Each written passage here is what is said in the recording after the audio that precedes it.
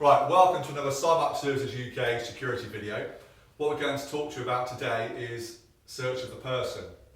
So why do we do searches of persons? Well, this could all be down to condition of entry into private premises, establishments, football grounds, etc. So within that, we want to be able to do a search of the person coming into the venue and any belongings that they've got on them. So the idea of this video today is just to demonstrate how we do the physical search of a person and how we're likely to talk to them whilst we carry out that search. Okay, when we're going to do a search, ideally you always want to have yourself, who's going to be the searcher, plus one other. Unfortunately it's just me and Mark today, so we're going to imagine that we've got one of our oppos stood there observing what we're doing. So they can intervene in case he becomes a bit resistant, so he can assist us in any restraints that we need to do, but also to witness how we carry out the search. So if he makes any allegation that we've touched him inappropriately or we've placed something on him that wasn't his, again we can just talk to each other and make sure that that never actually happened.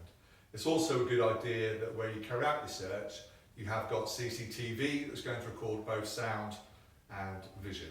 Okay, again, it all can be used if any evidence is required, should there be an allegation made against you, a claim, whatever the reason may be. Okay, so Mark is going to be the subject of our search today. So we're going to ask him some very basic questions at the outset, just to make sure that you cover yourself before you carry out the search, okay? So first question we're going to say to him is, okay Mark, what we're going to do before you come into our venue here, we just need to carry out a search on you, is that okay? Yeah. Okay, so all I've done is asked him if he's happy for me to carry out the search. He's verbally given me the go-ahead by saying yes. If he was to say no at this point, all I'll say to him is, well, thanks very much, but to come into this club you have to be searched. If you don't want to be searched, that's your decision, but you can't come in. Can you please leave? And it's that simple. If he doesn't comply and doesn't want to be searched, he doesn't have to be, but he also doesn't have to come into our club or our venue. So all we're going to do is politely ask him to go back away. Okay, but if he consents to the search, all we're going to start off by saying is to get him to empty out his pockets, to make sure he's got nothing on him that can harm him or you as the searcher. Plus, if he's got anything on him, he shouldn't have any drugs, whatever the case may be. Hopefully he'll then either just again turn around and walk out, or he's going to put them out. So always have a tray to hand. So Mark, if you can pass that tray behind on the floor, please.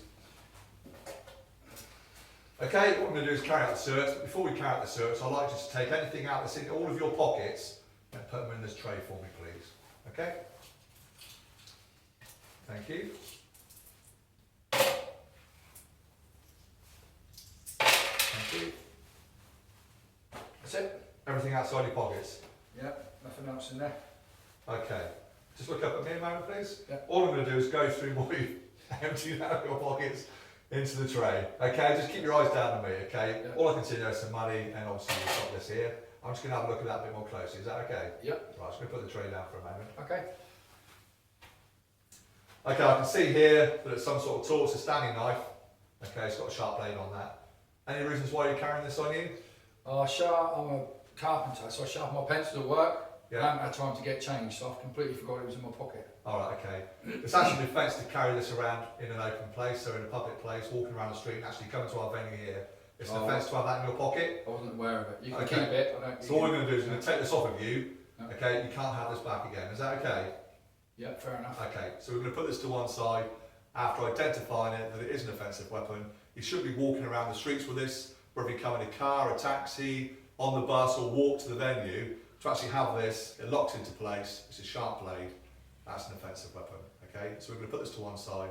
If he genuinely mistakenly had it in his pockets, and he can give you a good explanation why he's got it, you can take it off of him, but he's not to have it back, okay? So if you give that back to him when he leaves the venue, he's going to be committing an offence by walking home with that or getting on the bus, and you've aided him in doing that by giving it back, I say. So we're going to take this off, it'll go in the amnesty box, and we'll hand it to the authorities at a later date.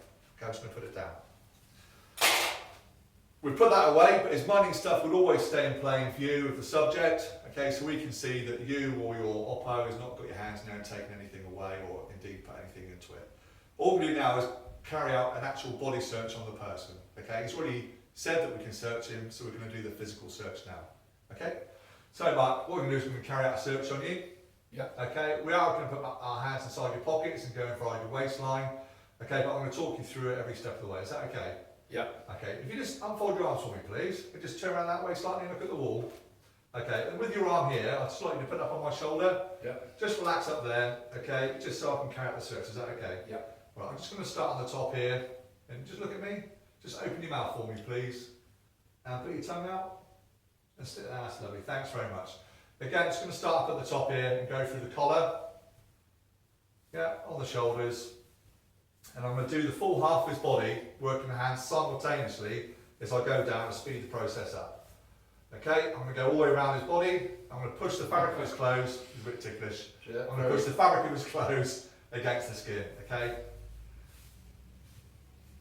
The sleeves here. I'm going to work our way down the side of the body here. We're going to get to the waistline. Now you can, if you want to ask him to undo the belt. If he does, then brilliant. If he doesn't want to, if we don't think it's necessary, we're going to search around the waistline, but go between the belt and the trousers first. Get right up to the buckle.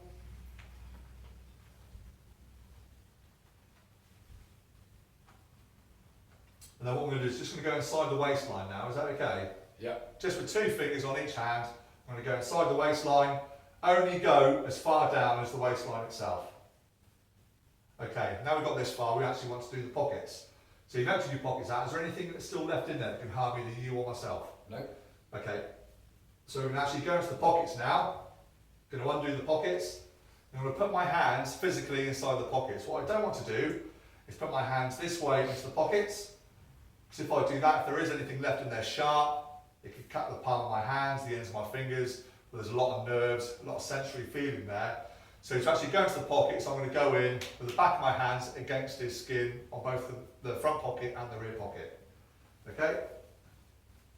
Because all I'm doing at this point is actually seeing if there's anything within inside the pocket. And on the back one there, don't keep your hands in there any longer than you need to. Just make sure there's nothing else inside the pocket. I'm happy there's nothing inside the pocket. If you had a pair of jeans on or whatever, you've got a little Johnny pocket inside the pocket at the top there. Always make sure you get your fingers inside there as well. It's a really good hiding place that people use. Is that the official name, the Johnny? The Johnny pocket, yeah. Okay. That's what they call it on the trade, yeah. So we've carried out the search of the front pocket and the rear pocket there. And all I'm going to do now is go down onto one knee. Okay, I'm going to get down on one knee now, Mark. Just relax your arm when I go down. Yeah. Okay? So again, I'm still keeping my distance. My lead leg is still facing forward. And this is when it's imperative that your oppo actually has got eyes on you to see what you're doing, okay? Because if he wants to lash out at this point, punch me, whatever, I'm a bit defensive down here. So they can step in and assist you if they want to. So I've already searched these 2 top pockets. What I'm going to do now is search this pocket here. Again, the back of my hand is going in. When I'm now happy that the pockets have all been searched, I'm actually going to do the search of the body through the clothing. Okay, so I'm going to start at the top, so I've gone down as far as the waistband. So I'm going to start up here. Right up into the groin, okay? Try not to touch any private parts. And then we're going to work our way all the way down the leg, around the calf, down to the ankle. Okay, we can then lift up the trousers slightly to the hem of the trousers, and then the socks. All we want to do is just round the top of the socks, feel around the socks, and into the top of the shoe. If you want to, you can check the sole of the shoe. And again, if it's the venue's policy, you can ask them to remove the shoes at the outset. So if you want them to remove the shoes, you can get them to do that at the same time as you get them to empty their pockets out and put it all in the tray. We're not going to do that because it's quite self-explanatory taking the shoe off. Okay, but if the shoe stays on, we're just going to check around the top of the shoe. And if you want to, through the laces. And again, if you want to, you can ask them to lift their shoe up. Just lift your foot up and rest it on my knee for me, please. Okay, make it comfortable for them. And you can check the bottom of the shoe as well. Okay, put your foot back down. Once I've carried out this search, don't get him to move. I'm going to do all the movements. So I'm going to walk around the other side. And we're going to repeat the process. Okay, so I'm maintaining my stance. So if he does want to become aggressive towards me, I can push him away or whatever I need to do. But we're going to do the same process. I'm going to physically touch him, put him up on my shoulder, and go through the process again. So I'm going to start on the collar, and then work my way down, front to back, simultaneously, going all around the clothing, up into his ticklish area. Okay, work our way down the sleeves. Again, if you've got long sleeves up, you can undo the cuff, get your hand inside there. If they've got any jewellery on, got any watches on, whatever, you can ask them at that point to take it off and put it inside the tray, okay? So there's nothing on there. So once I've done that, we're going to talk to them again about the pockets. We're going to physically undo the pockets, put our hands back in there, and then work our way down the leg. Exactly the same process we did before. Okay, Mark, thank you. Yep. Cool. So once we're happy, we've done the search on the person, we've already checked the items that he's put down in his tray. If there's nothing in there, and we're all happy, he can go on his way. We thank him for his time, he goes inside the venue. We then pull in the next person, and we do the same thing again. Okay, points to note when you're carrying out a search.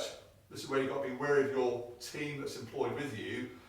Male on male searches only, female on female searches only. That said, you can have a female observing a male search, and you can have a male observing a female search. Okay, but male on male, female on female. If you don't have the staff, the capabilities, because something else is going on, they're taken away to another priority call, whatever the case may be, never be tempted within this scenario to have a male search a female. Okay, it's just not worth any potential repercussions that could occur. Okay, so only male on male, female on female. Happy? Yep.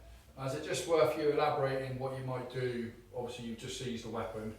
Yeah, sure. We've got a policy on what to do with that. Yeah, so again, the policy will depend on the terms of service of where you're employed. So it'll either become under your employer's contract that you have with them, it should be done under a risk assessment, or the venue's risk assessment, or there may be something in place you've got with the local authorities should you find any contraband, so drugs, illegal alcohol, dodgy cigarettes, or bladed items like this, anything of an offensive weapon type, like we got there. If you genuinely believed, or he genuinely believed he never had it on his person for a reason, or he forgot it and now he's come straight from work, whatever the case may be, we can do what we've just done there. We take it off him, we don't give it back to him, because then once he leaves the venue, he'll be committing another criminal offence by walking down the street with an offensive weapon. So once we've taken off him, we can either have potentially an evidence locker, so it'll stay there locked up for the rest of the night. Then at the end of the night, you'd give any contraband that you found, you'd phone up the police or the local authority, whatever it is that you found. They would then come down and arrange to pick it up on a set date, time. But that should be something that's in place before you start working at the venue. Okay, each place will have its own routine and its own regulations on what you should do. But certainly with a simple item like that, you can take it and then hand it into the police at the end of the night, or they'll come down and pick it up. Okay, never be tempted with all the stuff that you've confiscated to just stick it in the boot of your car at the end of your shift, take it down to the police station, because then, believe it or not, you yourself are committing a criminal offence by having all this contraband, offensive weapons, illegal items on your person. Always phone the police station up, let them know that you've got it. They'll arrange a date, time, place where they'll come down and take it off of you. Okay, then it's taken away safely. Okay, Cool. anything else? That's it. No. Okay, so thanks so much for watching another Simark Services UK security video. We hope it's useful for you, and we look forward to seeing you soon in the flesh. We're doing some hands-on training. Thanks, mate.